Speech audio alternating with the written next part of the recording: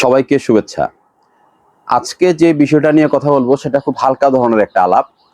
সেই আলাপটা আমি শুরু করার আগে আপনাদেরকে বলে নিচ্ছি, আমি গ্রামে আছি এবং আমি যে জায়গা থেকে আপনাদের সাথে কথা বলছি সে জায়গার আশেপাশে প্রচুর পাখি, এমনকি যানবাহনের প্রচুর শব্দ আছে। তো আমার মনে হয় যে আমার কথা বলার মাঝে মাঝে সে সকল পাখির ডাক বা যানবাহনের শব্দ ভিডিওতে চলে আসতে পারে।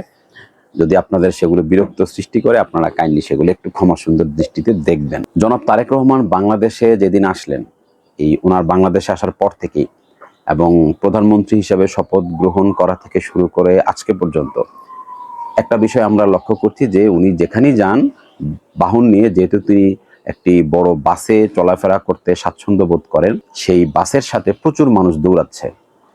সেই বাসের সামনে, বাসের পাশে, বাসের পেছনে প্রচুর মানুষ দৌড়ায় এবং এই মানুষগুলোর মধ্যে বাংলাদেশ জাতীয়তাবাদী দল, বিএনপির কেন্দ্রীয় নেতা, মন্ত্রী পরিষদের সদস্যবৃন্দ, সাধারণ জনতা, ছাত্র দলের নেতারা, যুব দলের নেতারা সবাই দৌড়াচ্ছেন। বিষয়টা প্রথম প্রথম আমাদের কাছে একটু ভালো লাগলেও বা আবেগের জায়গা থেকে দেখলেও এখন বিষয়টা আমাদের অনেকের কাছে একটু বিরক্তিকর মনে হচ্ছে এবং আমাদের কাছে বিষয়টা অপ্রয়োজনীয় মনে হচ্ছে। একটা সাধারণ দৃষ্টিকোণ থেকে তাকালেও তো বোঝা যায় যে যিনি প্রধানমন্ত্রী, যিনি সফর করছেন তার রাষ্ট্রীয় কাজে বাংলাদেশের বিভিন্ন প্রান্তে, তিনি তো খুবই কমফোর্টেবল আছেন। জনগণের সাথে ওনার যে যোগাযোগ বা কমিউনিকেশন যেটা তিনি করছেন, তার তার জায়গা থেকে তো কোনো সমস্যা হচ্ছে না।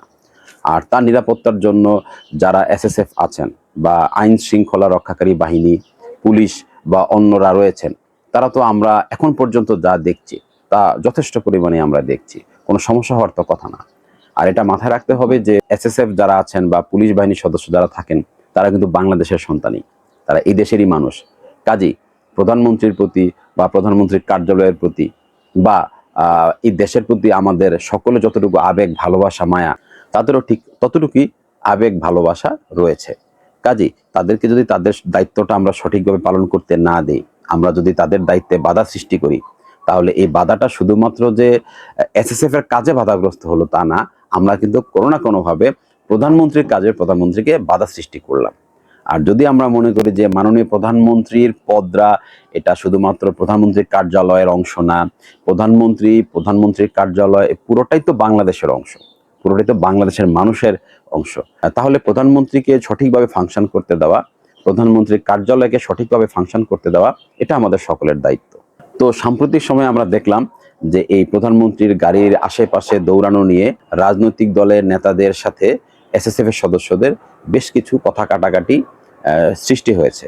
এর মধ্যে কোনো একদিন বোধহয় হাতাহাতিও হয়েছে। তো লেটেস্ট একটা ঘটনা আমরা দেখলাম যে ছাত্র দলের এক নেতা খুবই উঁচু স্বরে, যেটাকে আমরা গালিগালাজ বলি আর কি, সেটা করছেন এসএসএফ কে, এবং পরবর্তীতে দেখলাম যে সেই ছাত্র দল নেতাকে বহিষ্কার করা হয়েছে। এই যে বহিষ্কার করা হয়েছে, আমি এটাকে ব্যক্তিগতভাবে সমর্থন করি। সব জায়গায় সবার সব কিছু করতে হয় না, সব জায়গায় সব কথা বলতে হয় না। আর এটা ওনার গাড়ির পেছনে দৌড়ানোটা ছাত্রদল নেতার দায়িত্ব না। ছাত্রদল নেতা যদি প্রধানমন্ত্রীকে কোনো কিছু বলতে চান, তার সাথে দেখা করতে চান, তাহলে সেটা কিন্তু প্রোটোকল রয়েছে।